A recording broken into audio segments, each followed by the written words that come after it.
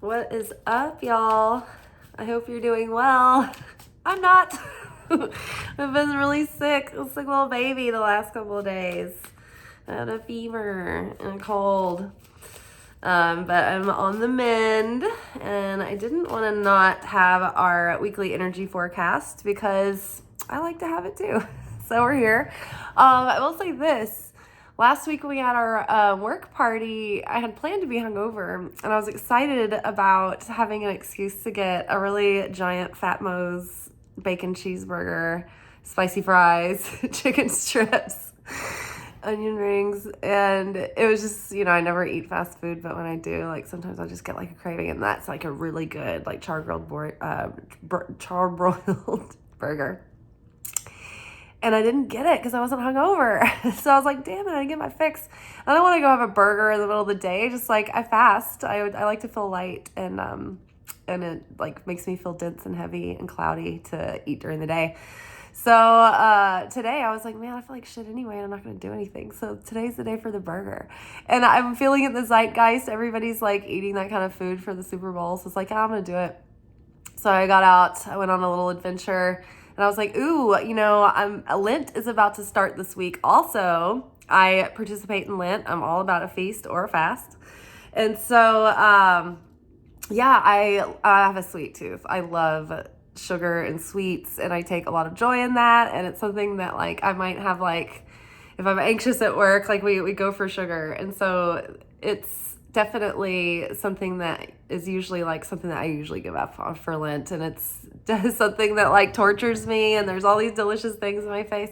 So I was like, ooh, I should do like a big dessert before Lent starts, be my Mardi Gras. And so I was like, I need it to be good. And I thought, well, I'm closer to Publix bakery, so I went there, and I had a feeling they're not, like, my Publix is not the best Publix.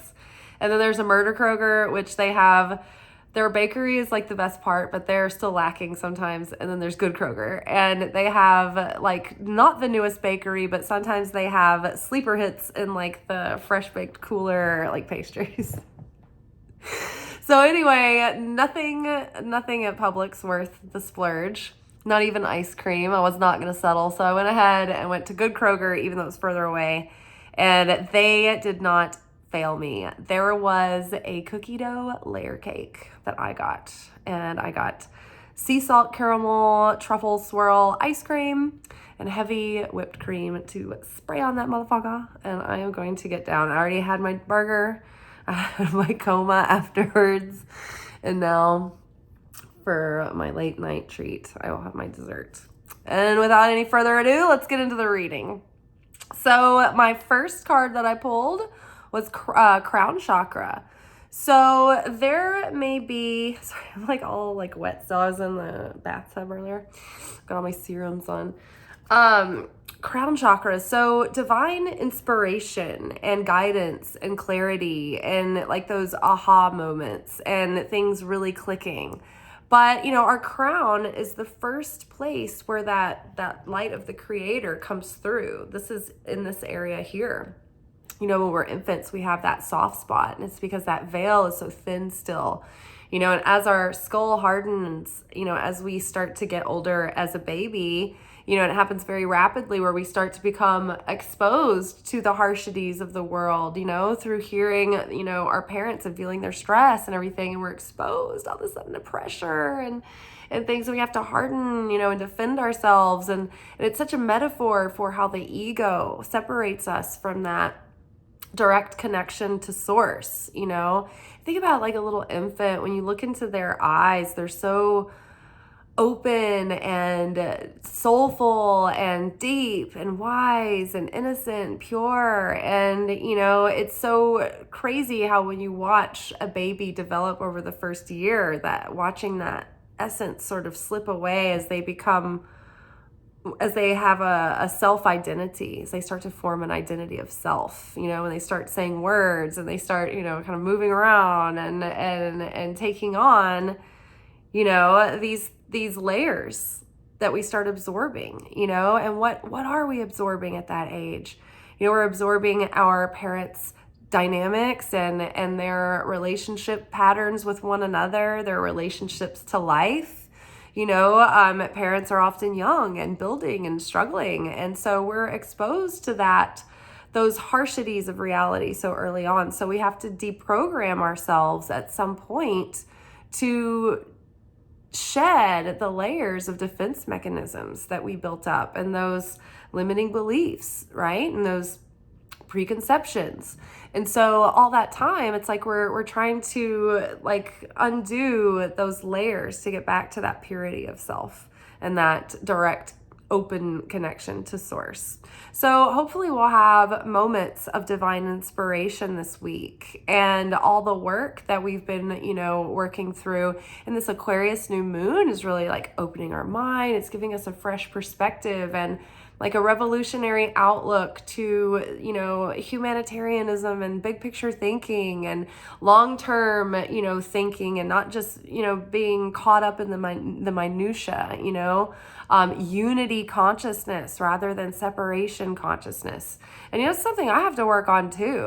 I'm an Aries, I'm a Libra rising, I'm a Cancer moon. So I am just fueling my own fire all the time. I have a temper, I am sensitive, I am stoic. I have moments where I pop off and I just can't take it anymore. And, moments where I'm just sweet, serene and sweet, just like a little docile kitten. And then all of a sudden it's like, rah! So I get it, So always wrestling with self there. But hopefully this week we'll have some breakthroughs. And the work that we've been doing, the inner work to sacrifice those parts of self, are dissolving away. And the higher self is starting to step up from the ashes and be resurrected. And, the dead are rising from the grave, and, we're being reborn, and with a whole new consciousness and letting that old die away. It's like every decision that we make each day determines the script that gets written for tomorrow's episode. And when we talk about jumping timelines and destiny points, the thing is, it's like life hands us this deck, and we're dealt a hand. And that hand that we're dealt when we're born, that natal chart we have, that's our fate. But we have a choice to rise above our fate and claim our destiny. But in order to do that, we have to self-sacrifice. We have to go against our easy nature. We have to go against the nature that comes easy to us and, push ourselves out of our comfort zone. Do acts of sharing that we don't feel like doing, right? The ones that we don't feel like doing are the absolute most important and vital. So, let that sit with you this week. But there is a new rebirth of self coming through, and it's a higher self. And it's coming from a higher consciousness and a higher mind. I was watching this, I don't know if it's considered a BBC show if it's Irish, but it's called Father Ted, and it's on Amazon, and it's super silly and zany and irreverent and gross. It's awesome. I love it. And it's also boring and cozy and, set in Ireland, and I don't know, it's just one of those really good little comfort shows. But, and it's a comedy. But I was looking at them, and I was looking at the priest's outfit, the priest's vestments. And I was like, what does the collar mean? Why do they have this get up? It's got to mean something, in ceremonial magic and ritual, spiritual ritual. There's always some meaning and symbolism and function and spiritual technology behind the color, the fabric, the shape, the structure of anything that you're using. So it just made me think, okay, this collar that separates them, it's it separates their higher consciousness from the body consciousness. It separates the mind, the imagination. That's what mankind has, is that we have the capacity to use our mind and our imagination to propel mankind forward and to bring beauty and unity and creation and love onto the planet.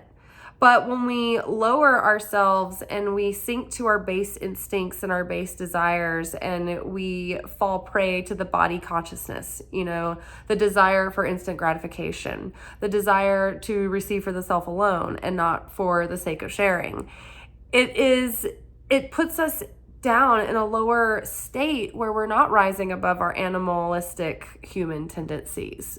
And so this is like to keep our head above water, to keep our higher consciousness, to understand that separates us from the animals, that we can rise above that animalistic nature and be more like God, be more like claim our divinity, and be more like have affinity with the light of the Creator in that way. All right.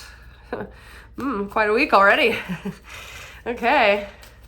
Just enlighten it. It's whatever. Okay. Ooh, vision. Okay, cool. So, and because, these downloads are finally starting to click, it's like when we get, like, it's like we replaced our hard drive, right? And we've souped up our machine here. And all of a sudden, it's like we've got all these new operating systems and it's running so much clearly. And so now that's what's happening. It's like, oh my gosh, I can see clearly now. The rain is gone. The cloud that had shrouded my life, think of it, the hymn Rock of Ages. I'd been shrouded and sated with troubles and sorrows. That is over, right? And so now it's like we're peeling back the layers here that were obstructing our pure, raw vision of what is possible for us. Where is our spirit setting our vision and our course? Where should we put that intention and attention? But our vision is expanding and it's broadening, and it's not as limited or as narrow as it once was. So very good, very exciting. What else? Ooh, passion. I love this. I always love this illustration too, because this is like,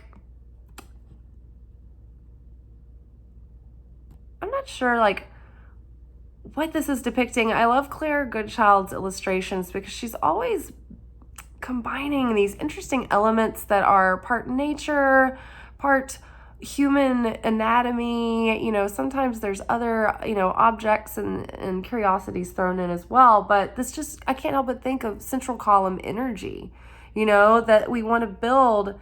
The columns are what hold the structure. They hold up the temple.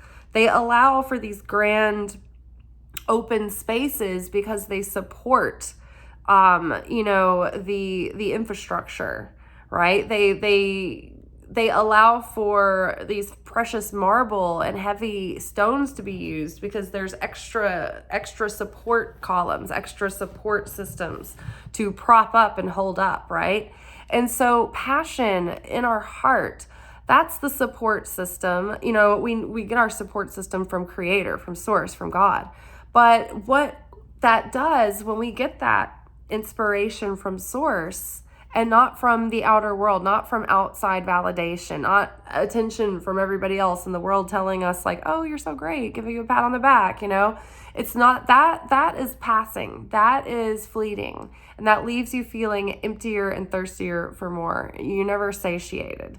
But when you get your inspiration and your passion from that connection with Source, and you feel like inspired and guided and supported and a calling in that direction, and it's like this God-given passion and determination, right? You tap into that. It's very magnetic. And that is what we need to sustain in order to get through the initiation of being tested. Okay, do you feel worthy of your purpose, of your goals? Do you feel, have you built the endurance? Right? Have you earned the vessel? Have you built the vessel? Have you put in the effort? Can you maintain the effort to sustain the fulfillment of having your desire? Or are you going to let it slip through your fingers because you're going to backslide, because you don't have enough, passion to maintain? Are you going to give up? Are you going to, fall into despair or throw in the towel at signs of challenge, or when things are taking longer than you expected, right? These are ways that we're tested and we're initiated. And it's the passion and drive in our hearts that maintain the power of the influence and the energy you have, as you pursue the calling that's in your heart, that's in your soul. Okay, and then our last card is, expand. I love this. So yeah, we're getting inspired. We're getting pings. We are getting clarity in our vision, and we are envisioning this. We are getting clear, and we're literally visualizing it in our mind's eye, and we're holding that vision. We're holding the vision. We're holding the space. While we are in that space of holding the vision, of watching that movie play out, of things coming into fruition, you want to feel the essence of it all. You want to feel that feeling of purpose, of feeling, of sharing, of expanding, right? Of the feeling of already being there, of already feeling the fulfillment of the fruition. And you want to expand all of your effort, all of the energy that you're putting in, put more. Expand what you feel is possible. Expand your belief of what you think you're capable of. Push through, right? You know, when runners are running marathons and they're training for marathons, you will hit a wall where you will feel tired, where you will feel like you can't go any further. And, you know, long distance runners will tell you that is exactly the moment where you push through that wall, and the other side of it is euphoria. It's the runner's high. It's like if you can push through the hardest part where you think that you are going to fall over and kill over, you will reach a point where then you feel like you are running on air. And once you get to that point, it's like you can just like, it's just like you can keep going. It's effortless after that, right? Maybe not effortless, but you have this adrenaline that's like carrying you through.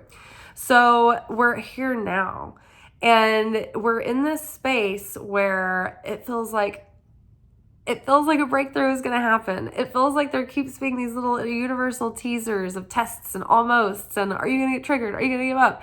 Are you going to get so excited? You know, it's just like, sit with this moment, and take all of that angsty excitement and energy and put it and fuel it into that passion and into your vision and into your determination. And then be taking divinely inspired actions as they come to you. And, this is basically, this reading today is a lot like the formula of To Be Magnetic work. It's, unblock, expand, and take action is the basic principles behind their approach. And so the expanding is finding people, and examples to feed yourself with, of positive examples of possibility for you, for yourself. Finding people that are similar to you to show you, oh, okay, they if it was possible for them, it can be possible for me. And then unblocking, you got to get into the subconscious and rewrite it. And it's nothing that you can do with your conscious mind willpower. You just can't. And so it takes getting into, getting your subconscious into an impressionable state. And it helps if you have meditations that are geared toward, hypnosis, self-hypnosis and whatnot. To Be Magnetic has those built into their workshops. They're called DIs, Deep Imaginings. They have them for like every category of thing. But then as you, rewrite your subconscious and heal those unconscious programs, you start to uncover them, and the subconscious shows you things that you were like, what is this element that I'm not aware of? It begins to present those things to you so that you can go back in a feeling, like get into your feelings in that moment, rewrite it while you're galvanized and impressionable, but you can rewrite the story in the way that you needed, and your subconscious does not know the difference if it's in an impressionable enough state. So I would highly suggest like joining their website. It's like $30 a month, and I have an affiliate link below that will give you like a 15% off coupon code for your monthly membership. But it's never been something that I've regretted. Like I don't have HBO Plus, but I have To Be Magnetic, and I am a member of the Kabbalah Center, and I never regret those two things because they just go so well hand in hand with like going full force on the soul work, on the spiritual work, and then going full force on the psychology and the neurology and the, a lot like the 2B magnetic work is like scientific, but it's also spiritual. And then Kabbalah is spiritual, but it's also really practical, real life, like workshopping. So between the two, I mean, I think that that's just like a well-balanced spiritual diet. But yeah, so that's something if you're interested. If not, 2B Magnetic does have a free podcast called Expanded, and that does give you a lot to work with. And then the Kabbalah Center has a lot of free content on their website that gives you a lot to work with that you don't need a membership for. And there are also lots of tools on YouTube. So there you go, guys. Anytime you're looking for more tools, the 2B Magnetic link is always in my description box below, and you may find other resources there, depending on something that may be relevant to our discussion. That is all for tonight. I am going to enjoy my luxurious and indulgent dessert, and I'm going to pull some cards for myself for my weekly reading, and I'm going to veg out. So I hope y'all have a good night, and I'll see y'all tomorrow. Ciao.